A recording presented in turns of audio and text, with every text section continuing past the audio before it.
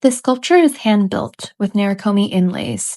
This video follows the process from preparing the Nerikomi clay through to the final firing. First, the clay needs to be stained with various combinations of metal oxides and frits to create a varied color palette of clays. The plaster pulls moisture out of the clay, leaving the porcelain firm enough to build with. When I'm working with a lot of colors, I end up using almost every open surface in the studio. On cooler days, I'll let the bats sit in the sun for a bit to help clay dry more evenly. This is what the clay looks like when it's ready, lifted straight off the bat. The second method of staining my porcelain starts out with the same pigmented clay slurry placed into a small divot in the clay. I gradually wedge the slurry into the clay until the color is fully incorporated. This step takes some patience.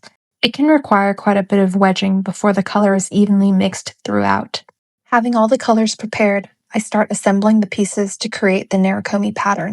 I start with coils that have hidden coils inside. Larger pieces can then be cut into smaller parts and recombined into different designs. You can think of it like slicing a log cake or a candy cane. The parts are joined with different colored slips to form blocks, which can grow into larger blocks, and then even larger ones. I carefully slice thin pieces to apply as inlays to the larger sculpture, paddling them onto the surface.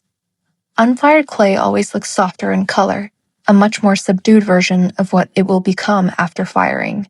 It's always a little surprise. Here they are waiting to be fired.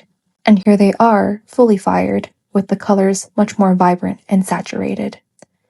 These ended up being my first large sculptures, now happily enjoying their life in our garden.